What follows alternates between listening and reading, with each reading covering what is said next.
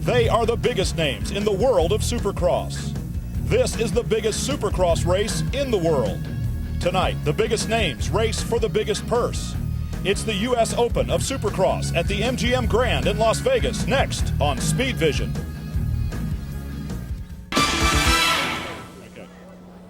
Welcome to the MGM Grand in Las Vegas, site of many world-class sports and entertainment events.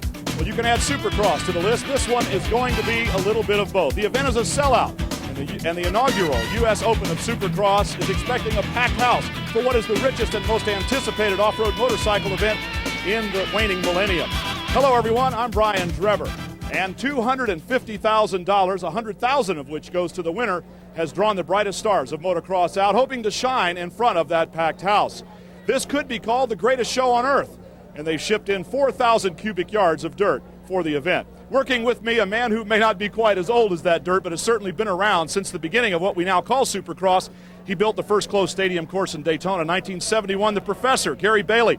Gary, if this event lives up to even half its hype, we are in for a heck of a show. No doubt. I'm impressed with the racetrack. Come in here thinking it was going to be a very small, tight racetrack. It is a small stadium, but they made it a Supercross type track in there.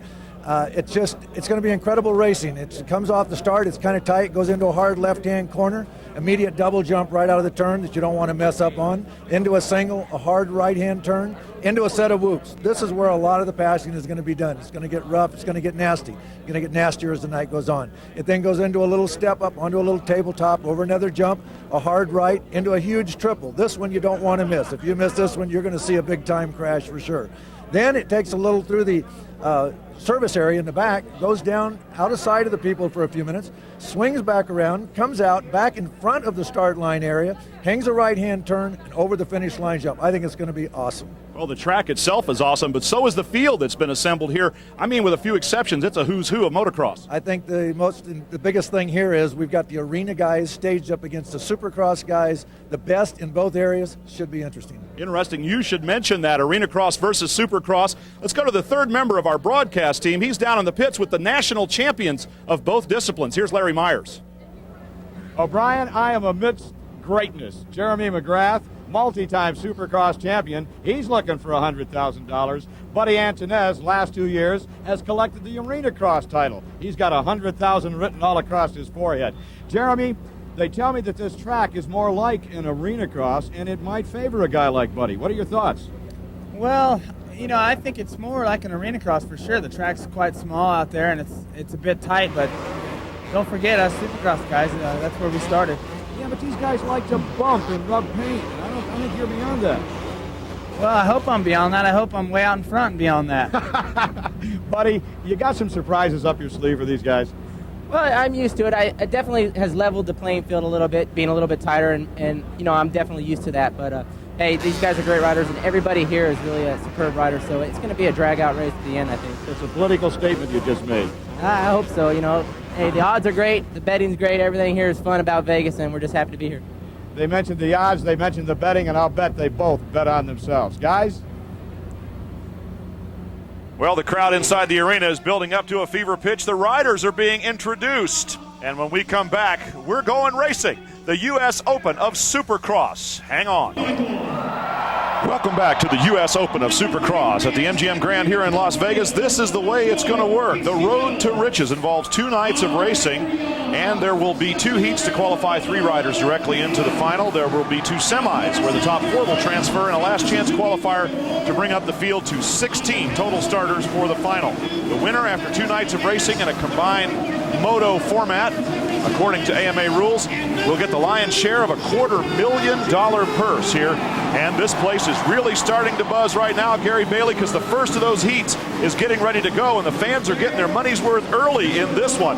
Buddy Antonez, the Arena Cross champion, Jeremy McGrath, the 5-time Supercross champion, and the Super Kid, Ricky Carmichael, are all in this one. Well, we definitely got another heat to come, but I'll tell you what, this one is going to show us kind of what it's going to look like come main event time, no doubt about that. Well, it could be a sneak preview of the main event, at least if the fans get their way about it, because these are 3 of the marquee players that they want to see in that final. Buddy Antonez will wear the number 26, McGrath the number 2, and Ricky Carmichael number 6 on the green Kawasaki. I think the thing to watch is the guy on the inside on the right of our screen here. He's going to have a bit of an advantage because if he gets the jump on everybody else, he's going to take him right to the outside in that first turn. And the starting gate is getting ready to drop here. And let's see who gets the whole shot. Coming out of the middle, the 6 of Carmichael. Wheelies into the turn. And Carmichael has the inside line. But getting it quickly all around to the inside as well is Robbie Reynard out of Norman, Oklahoma. Reynard. And then a couple of guys having some trouble. But it's Reynard out in front of Carmichael. And McGrath moves into second spot. Into the section here. This is the first time these riders will see that, and Reynard triples all the way going into the tunnel. Reynard of the number 21 bike there. He is out of Norman, Oklahoma on a Primal Impulse Suzuki. That's going to be a section to watch as they come into the tunnel there. They're coming off a big steep jump and going over some bumps right there. And if the guys hit it wrong and not on the power, it's going to throw somebody on their head.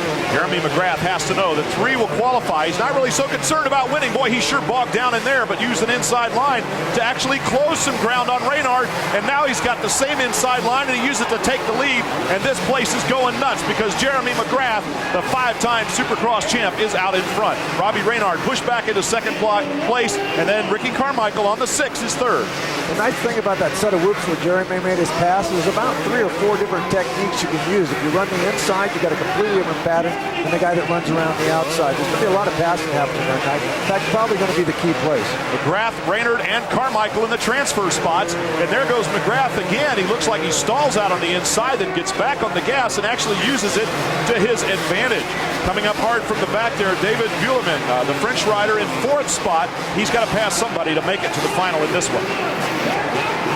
This is the section I was talking about before where the riders coming into this tunnel part right here. They're definitely, these guys aren't having as much problem as it looked like they were having earlier, but the difference between these guys right here and some of the other riders is they're a lot more aggressive on the power when they land, and that helps to keep them straight, where other riders earlier were having problem in there.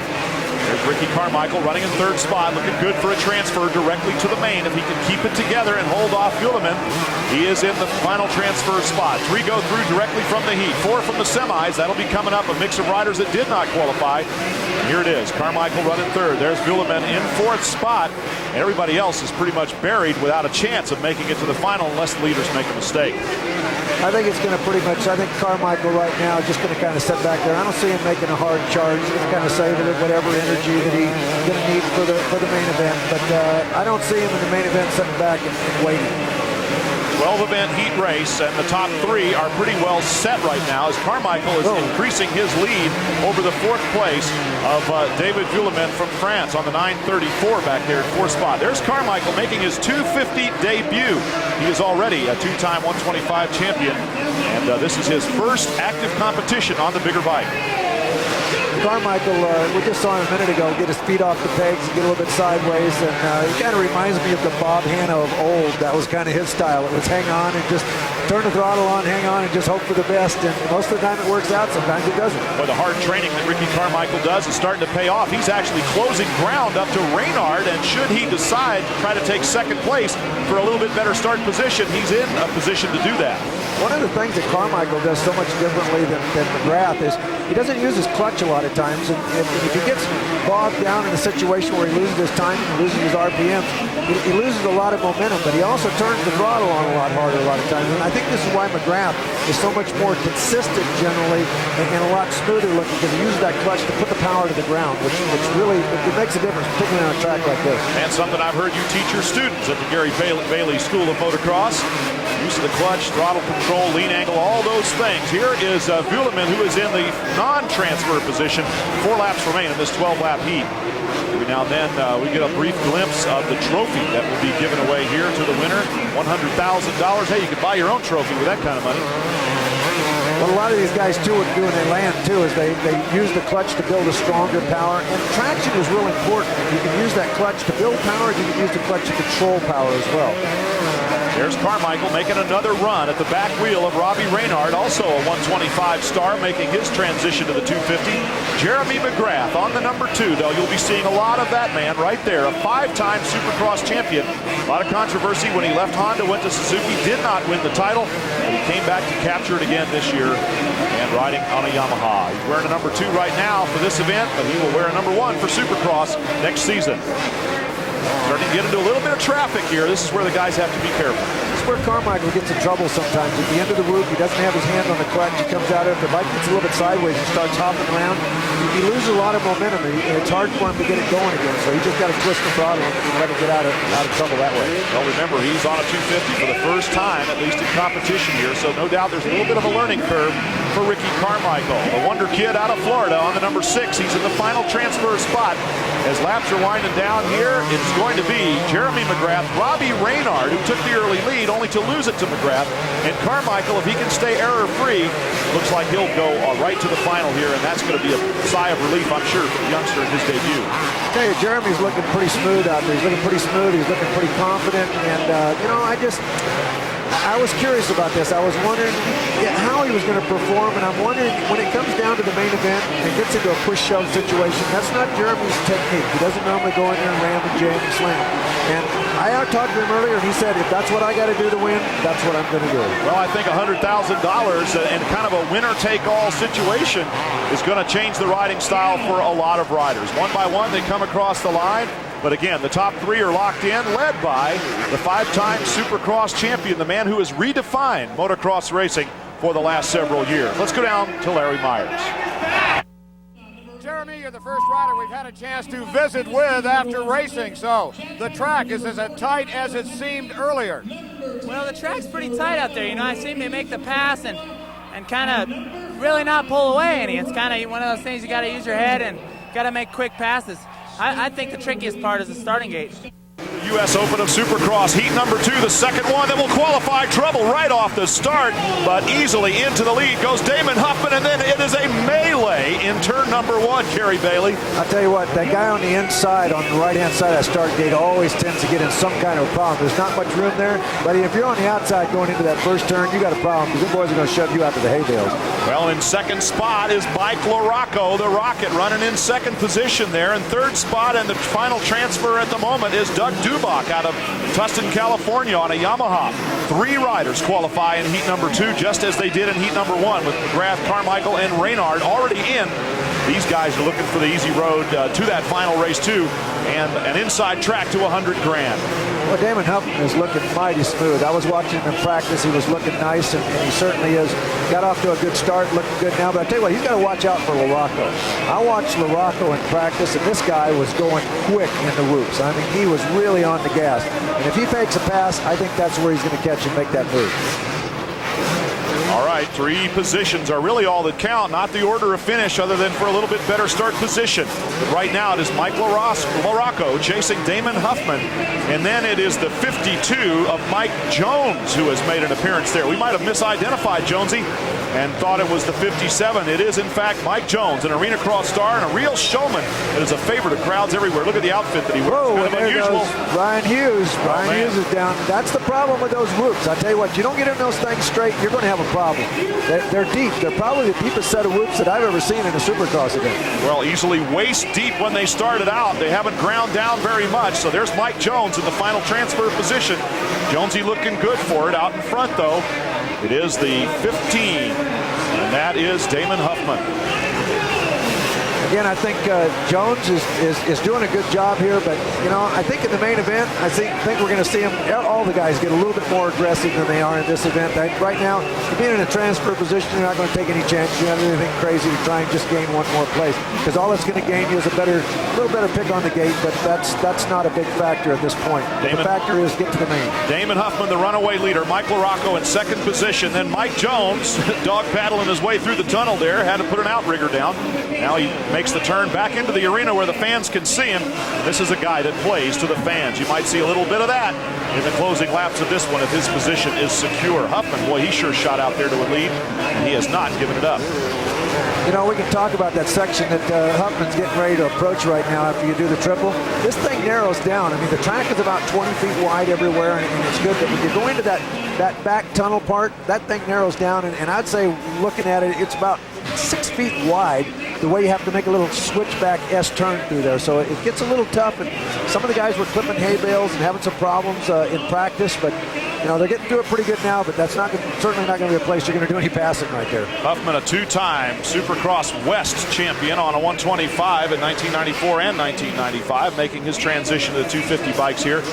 And this is not his debut by any means on a 250, but he is certainly putting everybody else to bed in this heat race to qualify and go right through to the main. This is the easy way to do it, is it not, Gary? Try to get straight in from the heat, then you can just sit down, relax, and kind of size up the opposition. You know you got a good start position. Yeah, it definitely takes the pressure off. You know, the more times you got to run, the tougher it is. The only advantage you really get is you get a little bit more track time. But these guys have had enough track time. They had 2 or 3 practice sessions this afternoon, and these guys are professionals. It doesn't take them a long time to learn it. You know? So probably the best thing is just get rid of the heat race, be done with it, go back and relax, and let the other guys do the work. You rest up, and you're ready to go, and they're still out there working hard. Good race for third spot here now. Rhino Hughes recovering from his little miscue in the whoops to put some pressure on Mike Jones. Jones used to that, though. The king of the block pass in arena cross.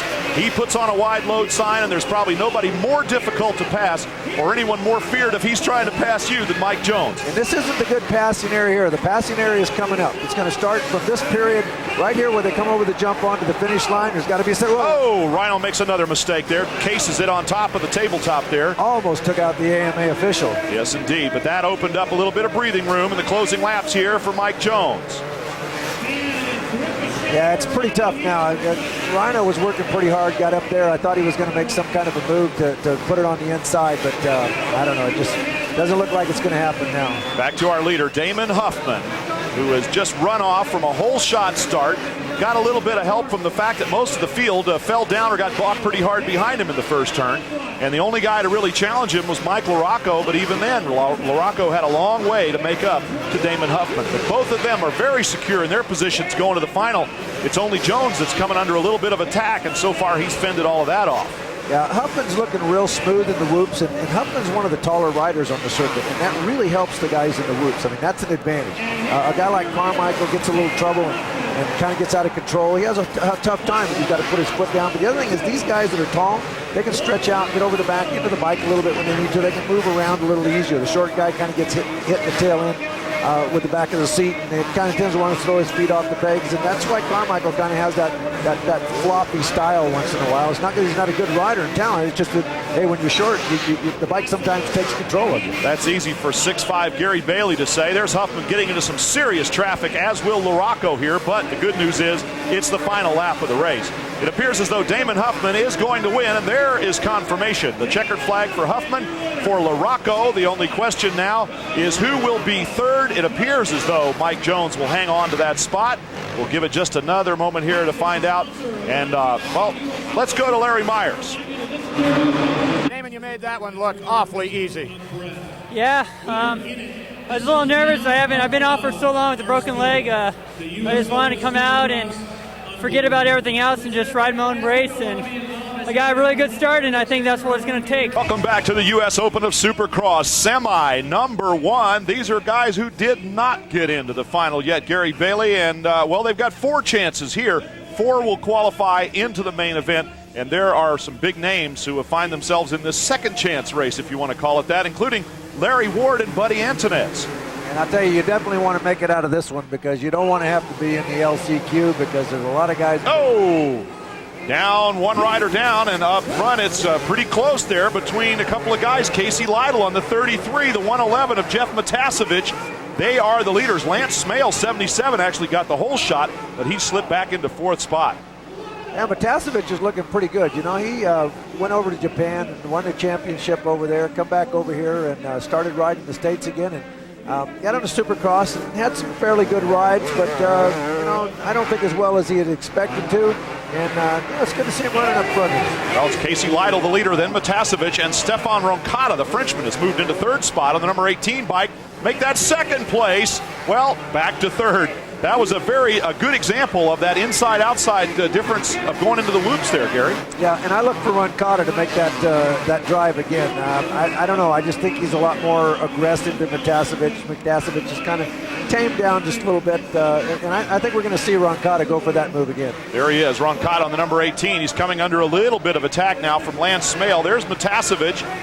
And on the 111 bike, Matasevich looking good, solid in 2nd spot. Remember, 4 transfers, so Smale on the 77 bike represents that final transfer position. And Larry Ward on the number 4 is in 5th place. He's got to move up if he wants to make it into the final right now, or he'll be in that last chance race. And I think that's definitely the one to watch right now. You know, there's another guy that has a very good chance of winning this thing and winning that main event. And you know, he didn't get a very good start, and he's got a chance right now to do something with it. He's in the toughest area right now, where it's pretty much a follow the leader situation. But I look forward to the next lap or so for Larry Ward to make some kind of a drive, and it's going to be aggressive because I know he doesn't want to go to that last chance qualifier. Well, there's Larry Ward. There is Roncada stalling up on the inside there, trying to make that move. Got blocked pretty hard, but he does, in fact, hang on to the third position. And now, Ward there it is. That move. There's the one I was talking about. He doesn't want to sit back there and wait. You wait too long, you get in trouble with other riders. He wants to get out there and get past those riders, and get up there and hopefully get a chance to take a shot at the front runners. Well, Larry Ward has now moved into the fourth and final transfer position. Lance Smale trying to come back on him. And there he is, Larry Ward on the number 4 bike. Larry Ward, every year after our season is over here, goes over to Europe and has some very good results. And a lot of the tracks over there and the stadiums are very tight, as this one is here. There's Roncada. 6 laps to go in this one. Roncada has now moved well ahead, and in fact, Matasevic is the guy heading backwards right now. Ward and Roncada now second and third, then Matasevic fourth, Smale fifth, and that's the way it's going right now. And it wouldn't be a surprise to see Larry Ward win this one. It looks like he's pumped right now. He's got his momentum going, and he just closed the ground so quickly. I look for him to make the pass, and he overshot that. Something's happened. It looked like Larry Ward just had a crash right there. He overshot that finish line jump. And there is now Smale, who has definitely moved up into a transfer position. Remember now, out in front, it is the 33 of Casey Lytle, who jumped on the hole shot and has ridden that one into a solid qualifying position. But now it's Smale who has moved up, Matasevic, and where is Larry Ward? That's a good question. Yeah, he clipped the top of that finish line jump and went into the hay bales, and that's racing, and now he's going to have to go to that last chance, and hope he can make it work from there. Well, this is the race now for third place. It looks like Matasevic, and now we have a new number coming up. It's Phil Lawrence on the 24 bike out of Menifee, California on his Kawasaki, is starting to move into contention a little bit. Matasevic still having his troubles, but he fights back. You know, I'm surprised that we haven't seen more riders having the problem that Ward had over that finish line, because I walked that off earlier today, and it's about 62 feet from the takeoff ramp to the down ramp on over that little plateau that they're on there. I thought more guys were going to clip it. You know, maybe when the racing gets real tight in the final, maybe more guys are going to have problems with that. Casey Lytle out in front. The race for the remaining transfer positions being led by Lance Smale, Jeff Matasevic back there on the 111 bike, and now we're seeing the 18 of Roncada kind of reappearing. He'd gotten in some trouble there a while ago. A couple of guys going way wide behind, and then it's the 24 of Lawrence. So this is really the race for those final transfer positions, and only 3 of them will make it. There's Smale in second spot. Roncada up on the outside goes Lawrence, and Matasevic, well, count him pretty much out. He's way back there now. That's a real tight section all the way through there. Real tough place to pass. And if you see a pass going into that service area in the back through that tunnel, it's going to be an aggressive move. And I can assure you that the guy on the outside, he's going to be in a wall somewhere. Casey Lytle coming into some traffic there with the waving yellow flags. We got a rider down in the early part of the race course. The 472 Jimmy Gaddis, an Arena Cross star, is having some trouble. He stalled out on the course. That brings out the yellows. Lance Smale running in second. Then it's Lawrence, and then Roncada, who's coming under attack now. This Smale seems to be about the only one reasonably solid for a transfer position. Coming up hard from the back. Well, this could be an interesting one all the way down to the wire. This is a semi. 4 more riders will qualify to the final in this race.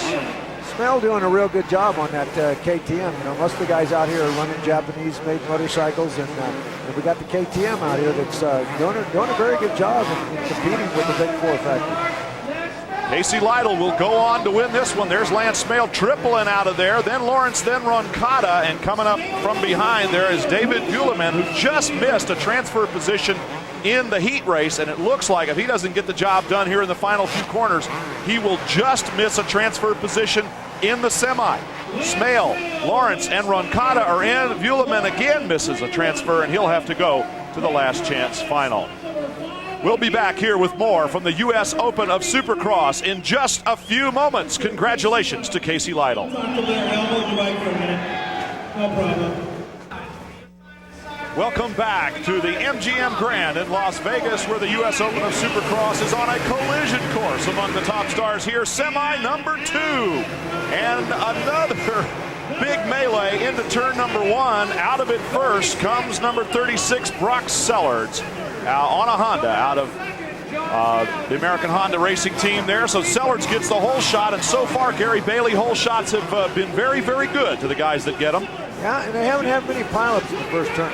I thought they'd have a little bit more, but I don't think.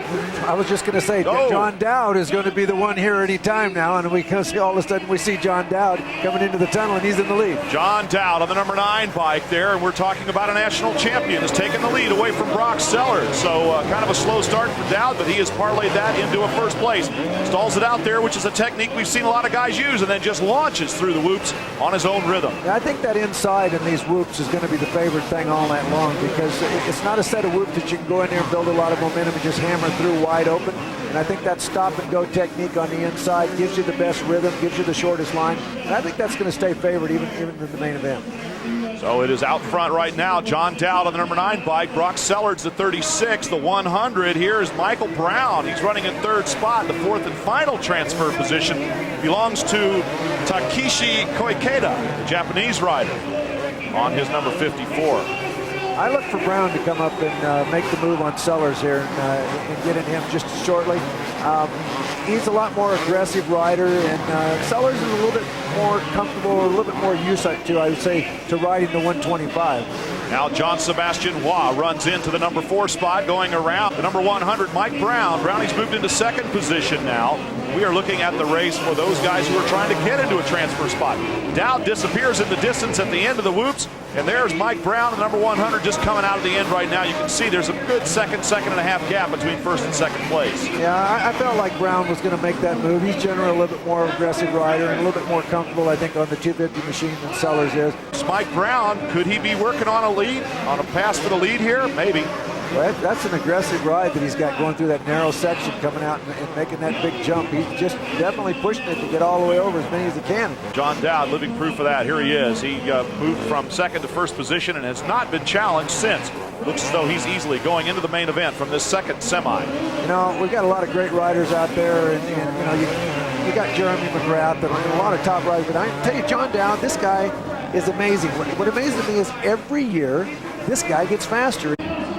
Genevieve Marie having a good time with the crowd up there, and there is no shortage of good time to be had here in the city of Las Vegas. This is the toughest ticket in town tonight, Gary Bailey, and why not? I mean, they brought the biggest stars in, and they're getting ready to go for the final here pretty quickly. Main event is going to be interesting. Interesting? That's an interesting word. Only the professor, Gary Bailey, would describe the U.S. Open of Supercross final as interesting. We'll be back.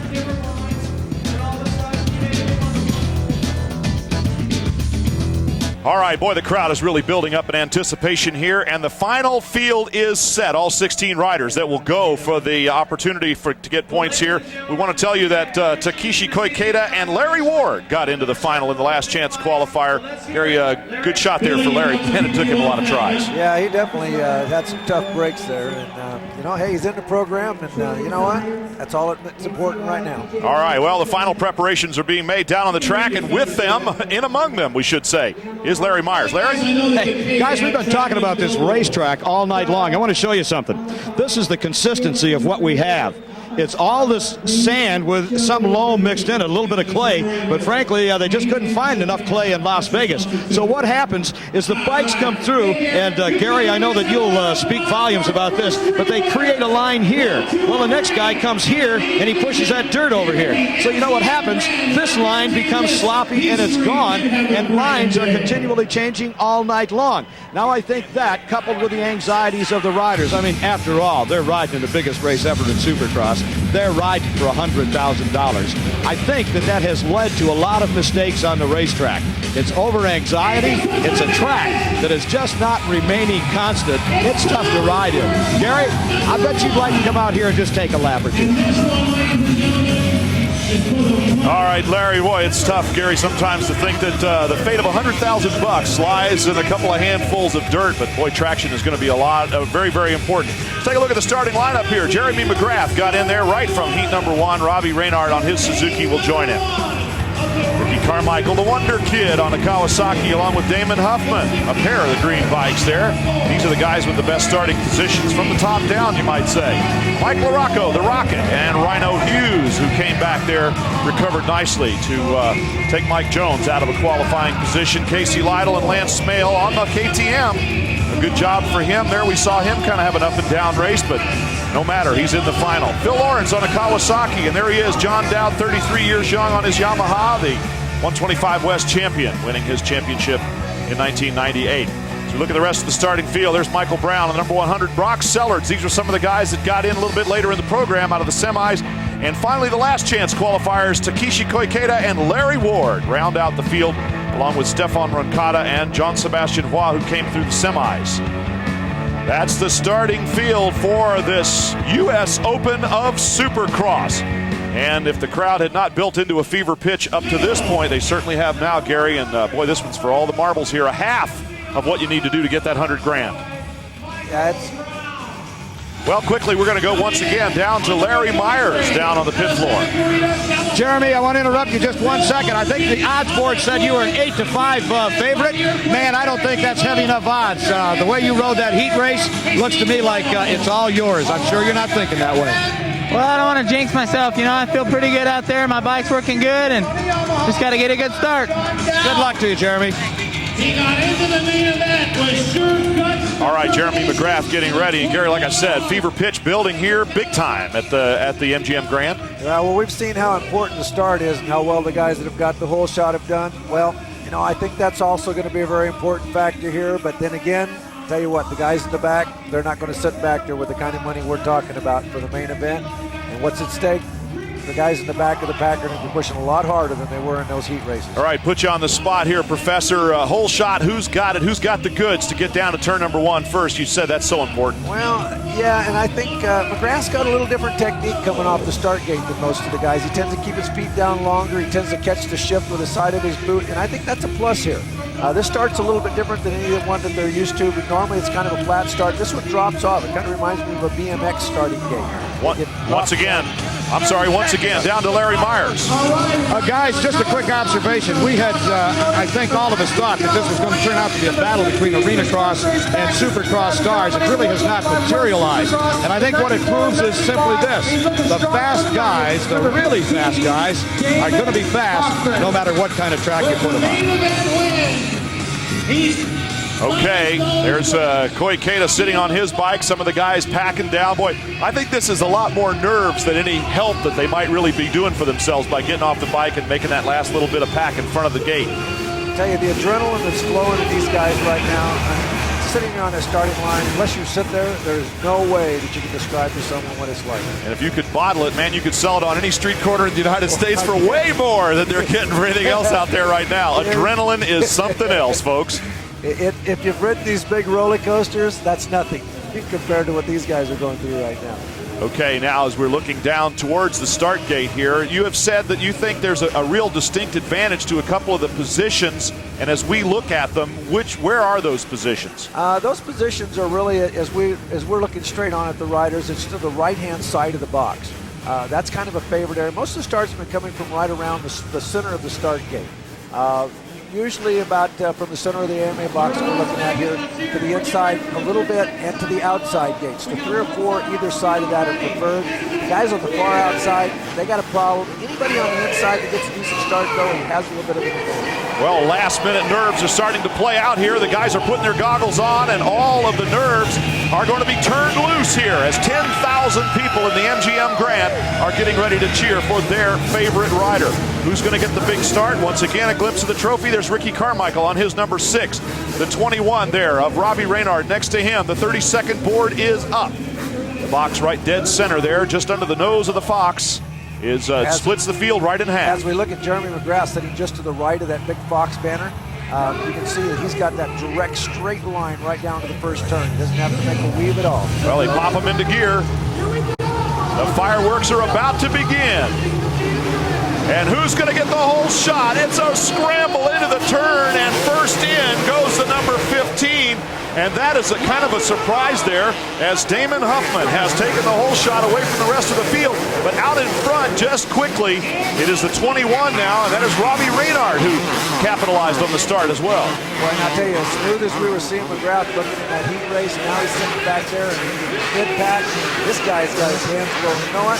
Maybe this is good because we're going to see an awesome race now. Wow, Jeremy McGrath's going to have to work up from the front. So in the lead, we have Robbie Reynard, followed by Damon Huffman, the number 15. There's Huffman.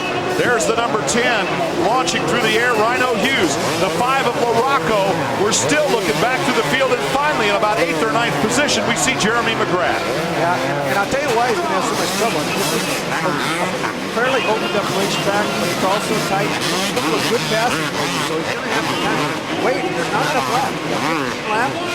This guy's going to start making moves. If he doesn't start making passes here pretty soon, there's not going to be enough time and enough laps to do it. Well, let's see if the 5-time Supercross champ has what it takes to race up from the back. We know how well he runs from the front. Let's see, and right in front of him, of course, is Ricky Carmichael. There's Carmichael, then McGrath, and then the tan there, I'm sorry, looking back through the rest of the field, but up in front it is still Damon Huffman and Robbie Reynard, so a couple of guys that have stolen this race in the early going from some of the favorites. Another rider we were kind of looking at to win this thing, Ricky Carmichael, he's sitting right there in front of McGrath. McGrath got his hands full. I tell you, Carmichael's not going to let him just cruise right on by. Well, we have to remember, this is a 2-night format. They will score points on each of the 2 nights. We will have the final for you again tomorrow. And from here at the MGM Grand, Ricky Carmichael and Jeremy McGrath running, as you can see, in 9th place. That is really a big disappointment, I would have to say, for McGrath going into this first of 2 motos with that kind of deficit. On this racetrack, 15 laps, I'm going to say if McGrath gets up into the 3rd place position, he's going to have to be pretty happy with that after that start that he had. Well, running ahead of him are riders that include John Dowd and Mike LaRocco and so on, but as we mentioned, it's Damon Huffman, Robbie Reynard running up front. And we see also the 77, and that is Lance Smale running well. So guys, that are just ahead of 2 of the favorites, are really causing some problems here. There's Smale on his KTM. There's the leaders. There is the number 15, Damon Huffman, the 10 of Rhino Hughes. And we will return here to the MGM Grand. Let this one sort itself out just a little bit as you look at the top 5. Back in a moment.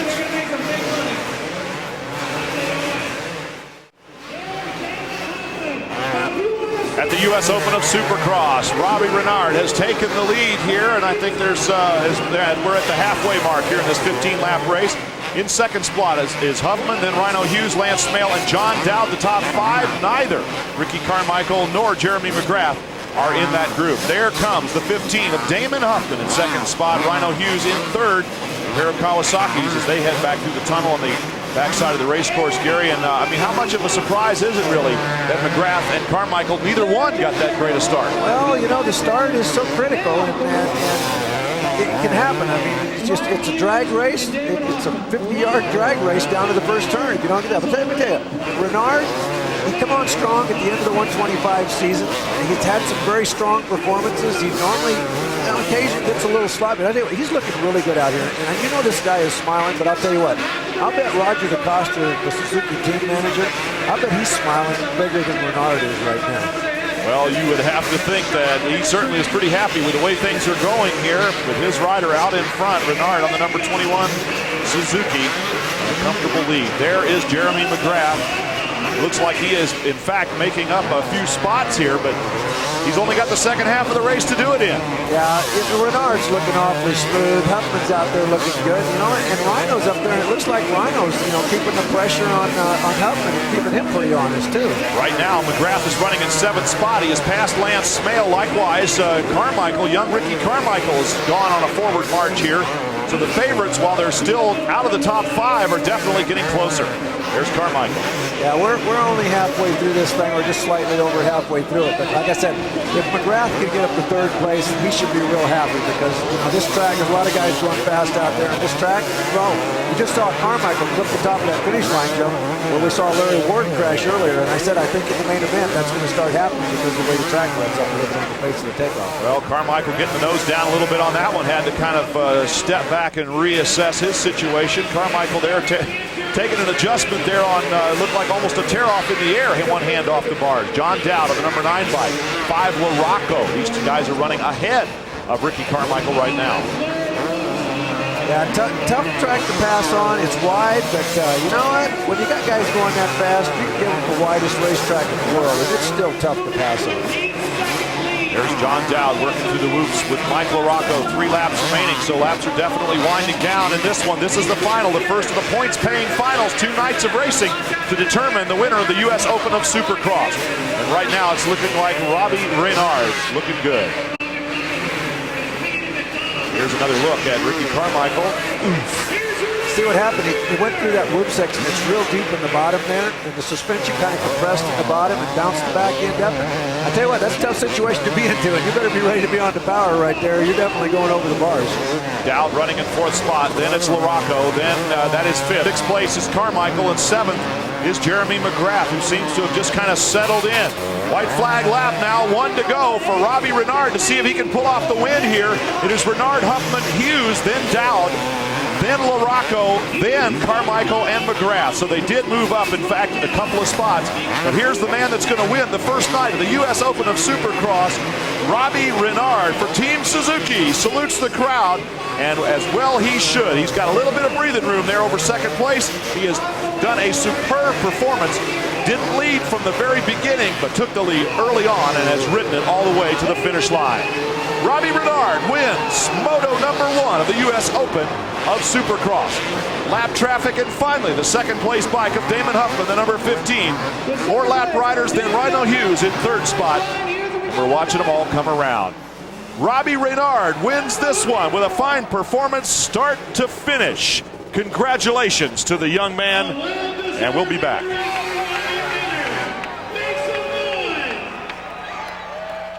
All right, well, the crowd is still on its feet here at the MGM Grand Garden Arena, and they are applauding what has been a tremendous race. Not without its surprises, Gary Bailey, as we take a look at the top 10 here. Robbie Reynard, Damon Huffman, Rhino Hughes led pretty much start to finish. John Dowd moved up. LaRocco did the same. And then, well, it was Lance Smale that fell back, allowing really Ricky Carmichael and Jeremy McGrath to move up as high as they did. Then Sellards, Ward, and Casey Lytle rounding out the top 10. What do you see that's right? What do you see that's a surprise? Well, I don't think there's any surprises other than the fact that, you know, Renard got a good start. He got up front, and as we've seen all night long, that's what it's going to take to win. And, of course, tomorrow night it can turn around and end up the same situation where Renard ends up in 5th, 6th, 7th, 8th place, and hey, that's going to turn the whole thing around. It's going to be interesting. Right now, let's go down to Larry Myers, who's on the arena floor. Well, I'll tell you what, guys, you want to talk about surprises? I've got one. I said, Robbie, what do you think? And he said, well, I still think I'm riding kind of tight. Man, you look loose and cool.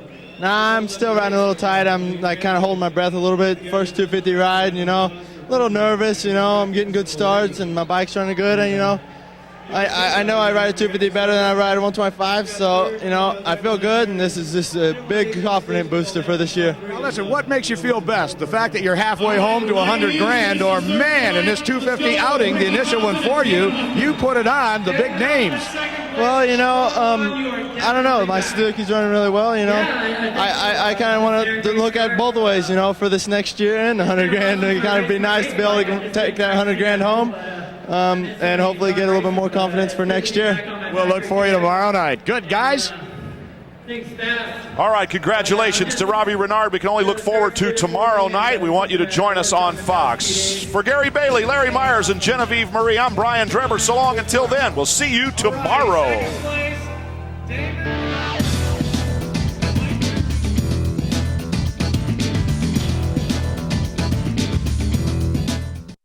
Gambler is holding what could be the winning hand for the biggest payout in Supercross history.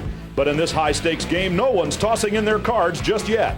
We're bringing out a fresh deck, and everyone's still at the table. Ladies and gentlemen, place your bets. It's the U.S. Open of Supercross on Fox Sports Net. Welcome to the MGM Grand in Las Vegas and day 2 of the U.S. Open of Supercross, quite simply the richest race in the history of this sport. Hello everyone, I'm Brian Draber, and if you don't understand or haven't heard about it, $250,000 and the prestige of being the first ever winner of this event is what has brought the brightest stars of the sport of Supercross to this place on this night. Now this is day 2. The first day, Robbie Reynard got the drop on the rest of the field, went on to a convincing win, but it is a 2-day format. The winner of this $250,000 purse, the lion's share of $100,000, will go to the man who is the best on 2 days. Now, before we get into the second day of racing, which is just about to begin, let's take a look at highlights from Moto 1. Heat number 1, the very first race of the night, gave us a taste of things to come as Robbie Reynard got the whole shot but was passed by Jeremy McGrath, who went on to win the heat and qualified directly for the main event. But Reynard was showing us what he had. Because in the main, watch number 21, Robbie Reynard get the inside line. The whole shot had come out in first place while Jeremy McGrath is buried deep in the field and would have to fight from down under all night long. Reynard was raging through the MGM Grand Arena on his way to victory. Others were having their difficulty on what was certainly going to be a night for this young 21-year-old carrying the number 21 plate from the Supercross season. Ricky Carmichael, the super kid, having his troubles adapting to the big 250 machine. He would go on to finish 6th in the main event, while Reynard scored the biggest win of his career that can get a major boost if he can follow it up with a win tonight in Moto number 2 to capture the overall. That sets the stage for us here this evening. Joining me for the broadcast today, the professor, Gary Bailey, a man whose knowledge of this sport continues to astound me. Gary, got to ask you, Reynard's win last night, a surprise? Well, I guess that's a yes and a no. You know, we were kind of looking for a Carmichael-McGrath battle all night long, but Reynard, excellent rider. The guy comes out, he gets a whole shot. He's got the ability to do it. When he's on, and he was on. Well, now McGrath, Carmichael, some of the favorites. These were the guys at the top of the tote board. They're fighting from the down position now. What do they got to do? Well, they got to get a start. That's no question about it. If you don't get a whole shot, in my opinion, if you don't get off in the top 5 out here, you don't have a chance. So you better be ready. And I talked to those guys early, and they said they're getting a start tonight. They know what the problem was. All right, well, the marquee players, they say when the going gets tough, the tough get going. Let's see if they do. Right now, though, let's go to the third member of our broadcast team. He's with last night's winner, Robbie Reynard, and here's Larry Myers. Well, guys, I'm sure there were a lot of surprised folks out there last night, but I assure you that Robbie Reynard was not one of them. You were confident going into that main. Yeah, I feel really good. You know, my Suzuki's been running really well. And, you know, I feel more comfortable on a 250, and I feel fast. And after the qualifier, after staying behind McGrath, it gave me a little more confidence. The start was the key. Yeah, you know, that's the biggest thing out here. You know, it's like 100 times easier if you get the start. You know, my Suzuki's been pulling off the start really good both times, so hopefully tonight I can do the same. Well, that's obviously the strategy that you want, but the difference is going to be in the area of concentration, because as you look down that track, you're going to see dollar signs, son, to the tune of 100,000. Can you maintain the concentration necessary to get that kind of a start? Yeah, I think so. Maybe it'll make me get a that much better start thinking of dollar signs, but, you know, I don't know. I'm going to go out there and try to pull some hole shots again. You know, guys, the unfortunate thing is the betting window is closed. If it were open, I'd go put my paycheck on this young man. I think he's going to do it. All right, Gary, now Robbie Reynard's start, is so critical that I think it's worth another look. Take us through it. Well, I think as you can see, when he comes off of the line, I mean, he's got the advantage, and when you got the advantage going into the turn, look where McGrath is. You know, it's tough to do anything from there. And from that point on, it was all Robbie Reynard's race. Well, we're going to get to racing here when we come back to the MGM Grand Day 2 of Supercross. Tonight's when they hand out the loot. Stay with us. Welcome back to the MGM Grand here in Las Vegas, Nevada, where these folks are plenty excited about being here for the second day in a row. The U.S. Open of Supercross is the hottest ticket in town here today. Preparations for the track getting ready to go. And Gary Bailey, they've made some minor changes here to the track tonight compared to the way it was last night, or this afternoon, I should say. Yeah, I think they were looking for some a little bit better passing, getting to be a little bit better racing. And one of the places is this particular spot we're looking at right here coming into the tunnel. They made it where there's two options. It was very one line going in there, and you just had to kind of live with what you had. That's going into the tunnel, and they also changed the whoops in the backside. They've got those a little bit lower, a little bit smoother, but so they won't groove out. The problem is in here, the ground is damp. The air conditioning brings the moisture out of the ground, so this same dirt that would dry outside stays very wet in here, and it makes the track want to groove out. Here's the start, of course. We're looking down to the towards the entry to the tunnel where the riders come for the first time, and here we are coming right at us. It's heat number 1, and once again, this one is loaded with Arena Cross champion Buddy Antunez, whose night last night was nothing short of disappointing. Jeremy McGrath, who was the winner of heat number 1, and this is the way they work. The top 3 will transfer directly into the main event out of the heats. The top 4 from the semis. The last 2 come from the last chance qualifier. 2 nights of racing, combined points. If points are tied, it's highest placing. If placing and points are tied, it's placing in this, the second moto of the night, when the main event comes. Here we go. Heat number 1, the all-important start. And let's see who gets it this time. Going in, McGrath pinched off on the inside, but he's got the line this time. Much better start for Jeremy McGrath than in the main last night. But coming out in first spot there is Jason McCormick on the 32. Let's see if he can hold it into the whoops. Coming up alongside, once again, Robbie Raynard on the 21 is red hot off the start, Gary. So it's Raynard, then McCormick, and McGrath is in third spot. Raynard's got to be pumped right now. After the win last night, coming out, getting just a fairly decent start right up front, jumping out in the lead, going. I don't see him catching him. I think he's going to be gone. Well, this is the way it was last night. The only guy that caught him was Jeremy McGrath in the first heat. He did it early. Then it was McGrath who was gone. Now McGrath is chasing in third spot. Remember, 3 transfer position. It's number 4, Larry Ward, back there in fourth spot. And now McGrath has moved into second around McCormick. You kind of saw that one coming. Yeah, he's going to go up there and he's going to give Renard a chance, but I don't think Renard's going to just let him get by. You know, and a lot of things that I see that they've changed, that other whoop section that they changed really helped, because if you use the outside line now, they're using the berm coming around instead of just that one groove on the inside. They're getting ready to come up to that section right now. Well, we're well into heat number 1, but it's just like last night. Renard got the whole shot. McGrath passed him. There's a big difference. Here's what I'm talking about. That's the inside-outside. Last night we didn't have that option. They got it working today. All right, Robbie Raynard, number 21, leading Jeremy McGrath. McGrath is challenging, however. And a quick note, Ricky Carmichael running in 5th spot. That is a non-transfer position. Only the top 3 go through. Raynard already getting into traffic. McGrath chasing him like crazy. And this is just a heat. McGrath let me know that he wasn't happy with his finish last night at all. And I think he wants to make a statement in this heat race. If he can pass Renard here, Renard's going to be going, boy, I don't want to have that guy behind me in the main event, because he's probably going to do the same thing. Boy, they both just got stalled out hard. And the first guy they're going to pass is Buddy Antunez. And you had spoken to Buddy. He's on a brand new motorcycle that he's clearly not quite comfortable with yet. That's correct. And, you know, it seems kind of strange to come into a race like this. I think I would have rode my old bike rather than jumping on something I was uncomfortable with. Well, we'll be right back to action from heat number 1 in just a moment. Don't go anywhere. We'll be right here for you. This is going to be a good one with McGrath chasing to the wire. Welcome back to the MGM Grand. It's still Robbie Raynard and Jeremy McGrath. Nothing changed while you were away. Buddy Antunez went a lap down. He's clearly having his problems this weekend. The Arena Cross champ is not going to be a factor in this U.S. Open of Supercross. But there's Raynard, there's McGrath. So far, McGrath, if he wants to pass him, isn't getting the job done. He's working on it, but you know, Renard's handling the pressure really well. You notice McGrath has changed and gone to the inside line. He was using that outside berm, trying to get a run at it. It was helping a little bit, but now he's got nobody behind him. He needs to try and make the shortest possible racetrack he can, get right up behind him, and hopefully Renard's going to make a mistake so he can do something with it. And look who's jumped all the way up into third position. He was 5th. Now it is Ricky Carmichael. So just like last night, the results of the heat last night were McGrath, Raynard, Carmichael. It might be a different order, but it's the same 3 guys right now who will transfer to the main, apparently. Larry Ward is 1 spot out of a transfer position. He's running 4th on the number 4 bike. You know, it says something that in this few amount of laps that Carmichael's already come up, you know, and picked up 2 or 3 spots, because last night it took him forever. I mean, it was taking him 10 laps to get any kind of work done. So obviously they made some good improvements to the track where there's some passing going to be able to go on tonight. Well, definitely so. And Carmichael got a good start in his heat race last night. It didn't have to worry about moving up. Tonight he did, and he's getting the job done. But once again, it is Robbie Raynard, Jeremy McGrath, then Ricky Carmichael, the top 3 positions on the racetrack. Here's Larry Ward running in 4th spot. I don't know, he might be running out of laps.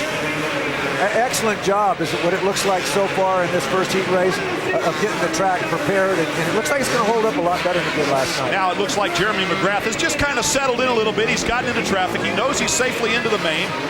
Catching Raynard just may be something he doesn't need to do. It's only a position on the gate, you know, and to have, well, what's going to happen is the winner of this is going to have first pick to the gate. The winner of the next heat race will have second pick.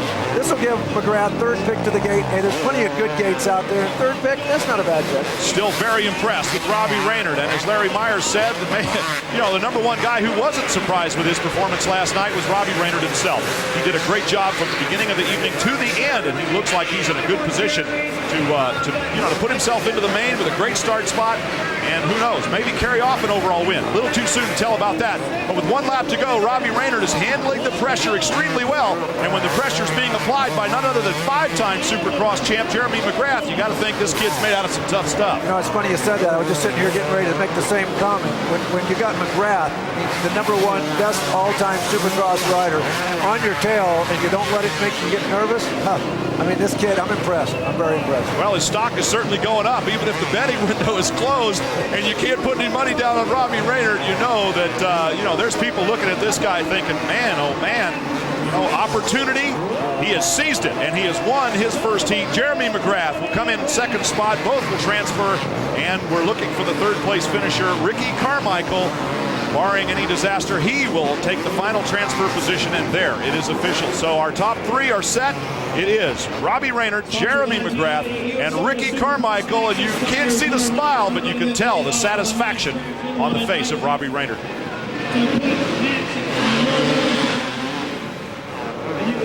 Look at the results. And let's go down to Larry Myers. Robbie, they were saying in the booth that, Jeremy kind of settled back and was going to settle for second, and I think they made the comment, well, it was only one more position, but I think it was a lot more important than that. You were making a statement there, and Jeremy tried to and failed.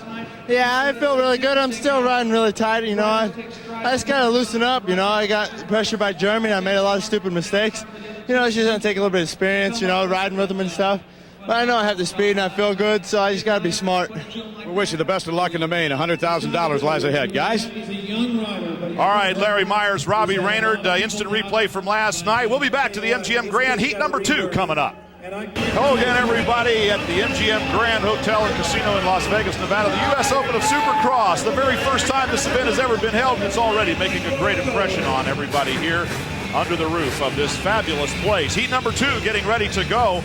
This one contains the 4 riders who are 2nd, 3rd, 4th, and 5th overall going into this second night.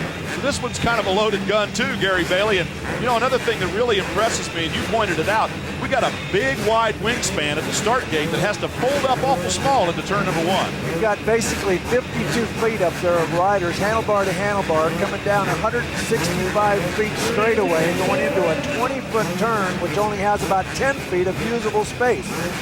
So you figure that one out.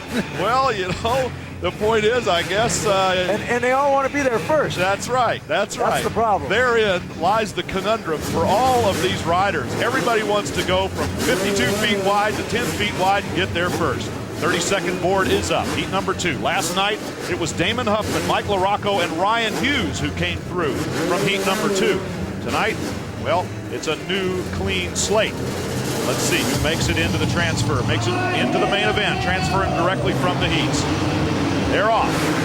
And in first goes the number 15 bike, and that is Damon Huffman once again. Damon Huffman, who, by the way, ladies and gentlemen, is Gary Bailey's pick to win the whole thing here this weekend. And, he's getting it done right now. Last night he won the heat, and he's off and running again. You know why I picked him? I picked him because he's tall, and I like tall. Gary Bailey at 6'5", likes the tall guys, and Damon Huffman certainly is one of them. But boy, he's really getting it done. Damon Huffman out in front right now. Green flag by the starter says everything's clean and green. Mike LaRocco at 2nd spot, and the 10 bike of Ryan Hughes. So it's an instant replay of last night's finishing order as it stands right now. Huffman Huffman, LaRocco, Hughes moving up on the inside. John Sebastian Waugh trying to make a challenge in the number 4 position. He's on the number 80 bike there. First guy he's got to catch is Ryan Hughes on the 10. You know, I really like the way this group section is working tonight. Much better than last night. They really just, they made him a little deeper. They rolled him a little bit more. They're not going to groove as bad. And, you know, they haven't grooved yet. And I think we're going to hold up all the way to the main event. Well, that's very important. And that's going to make for some really good racing, because that's one of the key passing places on this racetrack.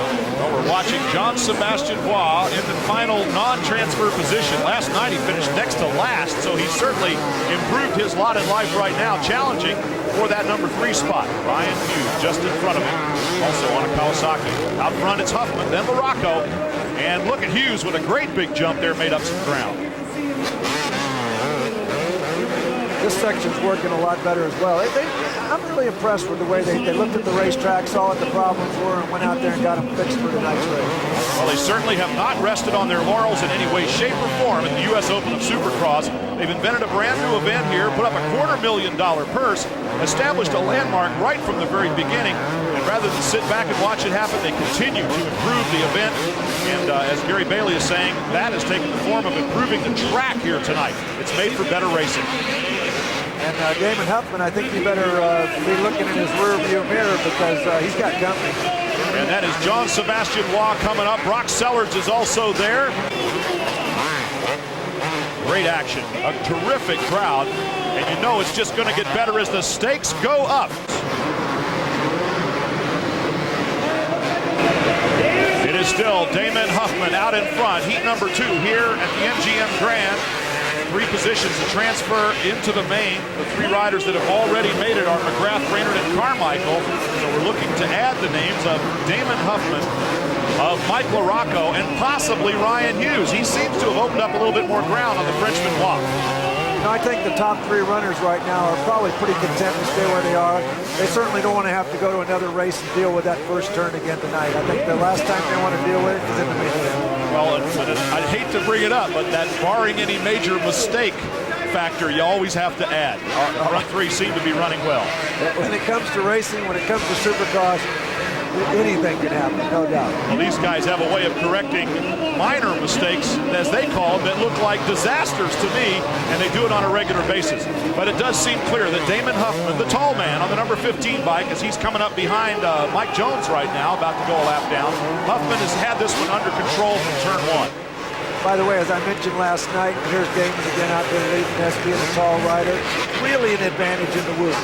You can get over the top of the bike, you can stretch out a little more, still keep your head forward, let the bike work underneath you. It's kind of like riding a horse. You just stay in the middle of it and let it do all the work. Damon Huffman out in front. There's Mike LaRocco, 1 jump behind, and Ryan Hughes, maybe a jump and a half back, but they definitely look as though they're going to make it into the main event. Keep in mind, this is only heat number 2. We have 2 semis to go and a last chance qualifier. Mike LaRocco making a little bit of a run at the leader, but it isn't going to make any difference unless he catches and passes him here in the closing laps. Notice coming into this section here too, they've got an outside line tonight, where yesterday they had no outside line. It was a 1-line groove to the inside. So, you know, that section's working too. I can see 4 or 5 areas where there's some possible passing going to go on to the main event. But last night it was almost impossible. White flag out for Damon Huffman. Mike LaRocco taking the inside out line, while Huffman ahead of him went to outside in. So there are 2 very definitely different lines going into the big whoop section. Here comes Damon Huffman. All that's left is a little bit of celebration on the way to the finish line. LaRocco's chasing him pretty hard. One last run through the tunnel, and you can see that even 3rd place is nowhere near the 2 leaders. Here he comes, Huffman, up and over the checkered flag. Winner of heat number 2, followed by Mike LaRocco. And Ryan Hughes on the number 10 bike will capture that 3rd and final transfer position. So the field is set. At least 6 of the 16 riders for the main are set right now, with Huffman, LaRocco, and Ryan Hughes earning those spots. For Jean-Sebastian Waugh, Brock Sellards, and the rest, they're going to have to count on a semifinal or even a last chance race to get into the main event, and that is where the points are handed out. Let's go once again down to Larry Myers with heat number 2 winner, Damon Huffman. Well, and Damon taking his helmet off, and the guy you have to beat, Damon, for all of that money, won heat race number 1. So it looks like it's boiling down to a 2-man showdown. Yeah, Bernard's been going really good, and it's all going to come down to that start in the main. and I've been starting really well, and I just need to go out and try to do the same exact thing and just ride my own race and forget about the money. If I get it, that's awesome, but right now I'm just trying to use my head and just be real smart. Damon, not to throw a jinx into anything, but how in the world can you forget about $100,000? Money ain't no big deal. Yeah, but no, I mean, I'm thinking about it, but I'm really trying not to. I just want to have a really good race, and I'll take it if I get it. Money ain't no big deal. That's because he's not a TV announcer struggling to make a living, guys. Something we can relate to here in the booth, no doubt, but certainly it is a battle shaping up between Reynard and Huffman, and an interesting one indeed. But don't forget, a lot more riders still in the mix. Stay with us. Back to the MGM Grand. Now, this was the scene just a little while ago where 1997 250 National Motocross Champion and 250 Supercross Champ Jeff Emig showed up. He's injured, unable to race, but he has spent a lot of time with the crowd here this weekend. A great job for him. Here as we have an 80cc race going on, Brian Draber, Gary Bailey up here in the booth, Larry Myers down on the floor of the arena, and Genevieve Marie is with us. We'll get to her in just a few moments. But right now, we want to take a look at the semifinals. This qualified another 8 riders into the main event. So let's take a look at semi number 1. Once again, the whole shot so important, Gary Bailey, and this time, first guy into the turn was the number 32, Jason McCormick on his Honda. He was out in front, but quickly up to challenge was Larry Ward, who's having a much better night tonight than he did. I'm sure he's a lot happier with this and not having to go through that first turn one more time. Stefan Roncada running in third spot. Larry Ward, in fact, was the last qualifier to get into the main last night. He was second place in the last chance race, and that put him in as the number 16 man on the starting grid. Out in front, though, it was Jason McCormick, a 23-year-old out of Vancouver, Washington, running in front. And then he began to run into a little bit of trouble. The door was open for Larry Ward, and the number 4 bike went right on by, just smooth as silk. Looking awfully smooth out there, too. Extremely smooth. And I look for him to be a contender tonight in the main event. I think if he can get off decent. Number 1. And then it was the number 32, Jason McCormick. Roncada, the Frenchman, running in third spot. And a distant fourth, guess who? Buddy Antunez, the Arena Cross champion, 2-time Arena Cross champion, who just had a horrible evening, even worse than that of Larry Ward. There he is on the number 26 bike. And Antunez finally getting comfortable with his brand new Suzuki. And comfortable put him into the 4th position here in semi number 1. Yeah, talking to some of those Arena Cross guys, they're saying this is a little bit more Supercrossy and it's a little bit harder to pass and they can't be as aggressive. The corner's a little bit more sweeping. It's a little bit more difficult, a little different than they're used to running. Buddy Antunez, of course, is not tall, and that could be his major problem. But out in front, Larry Ward. And then the 32 of Jason McCormick, Roncada. And late in the race, Buddy Antunez began to come under a little bit of attack here by the 33 of Casey Lytle. Lytle, who had qualified for the final last night. And he was challenging for a transfer position here in semi number 1. But just like that, Buddy Antunez was able to open a gap. Jimmy Button, in fact, moved up into the number 5 position, capitalizing on some errors by the riders in front of him. But he would come up short. With a lap to go, it was Jason McCormick running in second spot. By this time, Larry Ward was long gone and on his way to victory in semi number 1. By the way, Button coming up close. He's tall also. Well, this is a recurring theme here at the U.S. Open of Supercross and something that Gary Bailey and I have been having some fun with. But the fact is that Larry Ward on the number 4 bike there on his Suzuki out of Florence, South Carolina, he qualified and won in semi number 1. Larry Ward, the winner, followed by the 32 of Jason McCormick, then Roncada and Buddy Antunez. That's the way they crossed the line. There is confirmation. Jimmy Button just a position out of transferring into the main event. Semi number 2, a race that was pretty well established from beginning to end. John Dowd established a hammer blow to the rest of the field. Then it was Dubach, Mike Brown, and Brock Sellers who rounded out the top 4 there. They move into the main event to join a field which was 14 riders at that point. Our field is set now because the final 2 riders came in the last chance qualifier, and they were the number 52, Mike Jones on a Kawasaki out of Export, Pennsylvania, and along with him into the final event, our 16th and final qualifier was only Mike Jones. Well, right now, we promised you, Genevieve Marie is with us here this weekend, and for an interesting report, a slightly different look at the U.S. Open of Supercross. Let's go to Genevieve Marie. The U.S. Open of Supercross, it's all about showmanship. Right down to the guys who move the dirt. Check out this guy. He rides a tractor, well, like it's a dirt bike. Wheelies hanging off the edge. His name is Sebastian Gallois, and he hails from France. Now, how did he get to learn how to do these amazing stunts? Well, by spending a lot of time in the seat. His job is to train people how to drive these tractors. And I'd say, though, he keeps these tricks a secret. One more quick look at this racetrack. Now, you'll recognize this area, a series of jumps going into that set of loops. Now, the reason that they have been able to use two lines here is this simple. It's this hay bale. If you move the bale too far this way, then everybody goes up high to get the run. You move the hay bale too far this way, then they all go down low to get the speed out of the corner, and also making that the shortest way around the racetrack. But you get the bale just exactly right. You got two lines, one right here, then another further up on the track. They use the berm and then rail on out, and technically they should be as fast one way as the other. Gary, what do you think about that? I think you're right there, Larry. And the other thing that I think is working better tonight is it didn't get as deep a groove as it did last night, and that's certainly helping it a lot. Well, the Whoop has provided, the Whoop area, I should say, the 100% Rockers, they're calling it here, has provided a passing zone area. They've also changed that little short chute leading back to the other long stretch of the road. And you mentioned that you might have had a little something to do with helping that. That part out of the Whoops, nobody was using the inside on that little step up onto that little tabletop and hopping off. And I made a suggestion to them. I said, why don't you guys take and chop down the inside a little bit more and make it a little bit more inviting to them?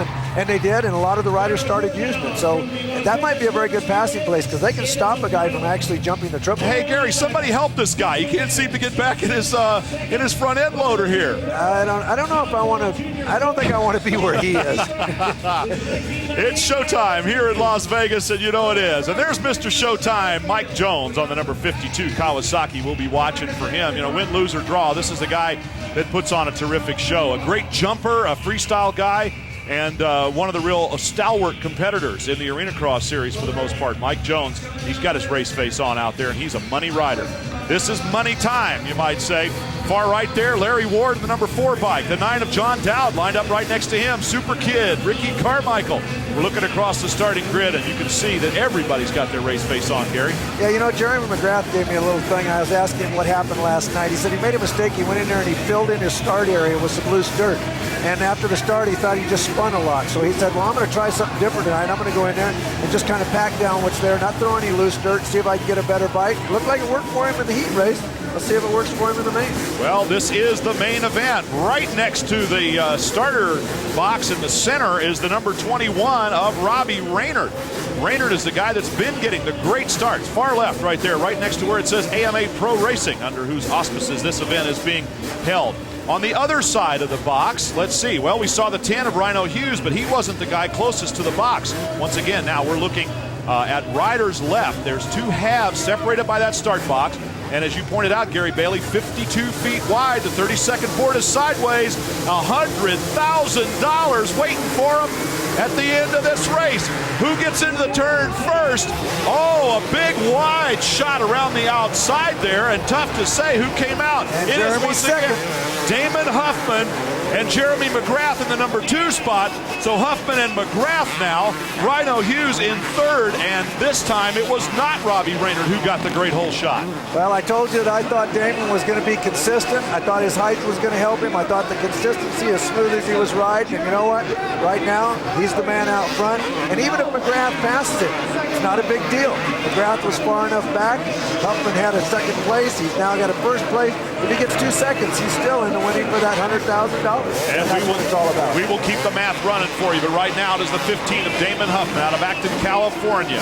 The 1994 and 1995 125 Supercross West champion. He's out front right now. And Jeremy McGrath, no less than 5-time Supercross champion, a man who went on a streak of 13 consecutive victories on his way to his 4th title in 1996. How about Ryan Hughes? Ryan Hughes pulls up a 3rd last night. He's running 3rd right now. Ryan Hughes, a guy that has had some terrible times through the years. This is his chance to really put on a performance and make some money. Boy, Damon Huffman just about parked it on the entry to the loops right there. Huffman, who ran second last night and running first right now, he's in the catbird seat. A 1 and a 2 is going to beat a 3 and a 3 every time, but you're right about Rhino Hughes doing a good job. Look at Roncada kind of in a spoiler position there on the number 18 bike. This is a guy that he finished 12th last night. He's really trying to take his stock up through the ranks. A 4th and a 12th isn't going to win it, but it sure is going to make him some more money. Yeah, you know, I'm wondering how long it's going to take him. I'm sure McGrath's given it everything that he has, but, you know, he knows that he needs every position he can possibly get, and one of these guys got to have a problem. You know, I'm wondering if McGrath is going, you know what, if I can get this guy out of the way, maybe even if he lays on the ground, that's going to give me a better opportunity to get a better result, but he's going to have to get up there to do something with it. Well, nobody can apply pressure like Jeremy McGrath, and just knowing that that big number 2 is behind you has got to be weighing a little bit on the mind of Damon Huffman, 22 years old, out of California. And looking extremely, extremely well out there. Very smooth, doesn't seem to be pressured. And, you know, he had a lot of injuries. He was out for quite a bit of the season. And, you know, he's come back and he's looking mighty strong. And this is a heck of a way in your first really big race.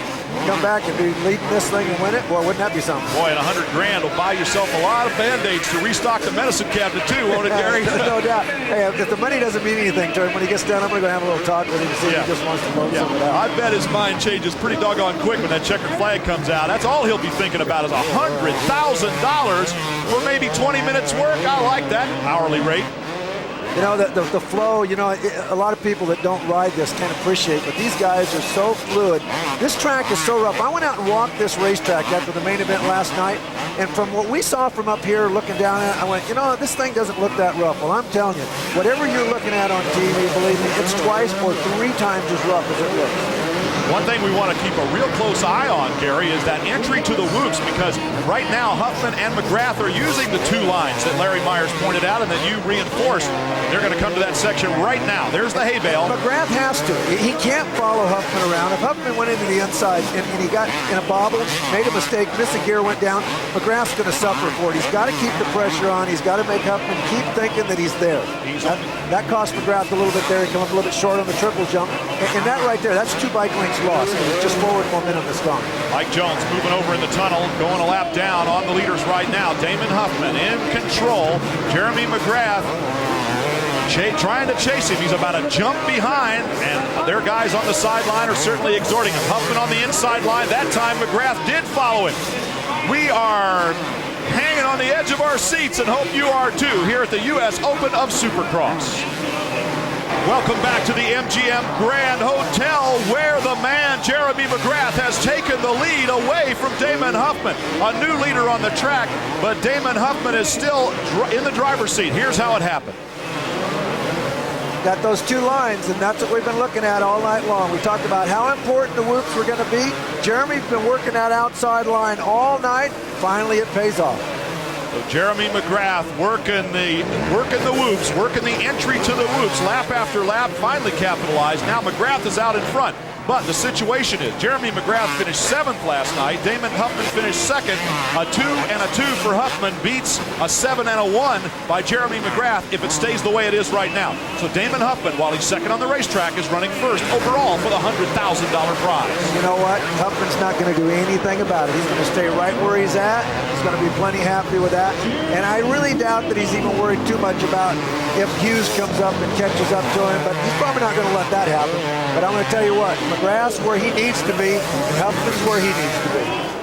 Well, Jeremy McGrath can give up, Damon Huffman can give up 8 points and essentially 5 or so finish positions and still win this thing overall if McGrath is the only guy. But he's got to worry about some other guys getting around him right now.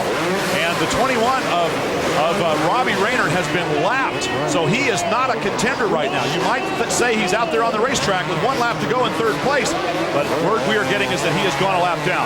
So it looks like the day's going to belong to McGrath, but the weekend to Damon Huffman. Yeah, what a bummer for Renard. Come out, you win the first night. Hey, that's what happens in racing at any kind. I mean, you never know what is going to happen. It can be your fault, it can be mechanic, somebody else can take you out.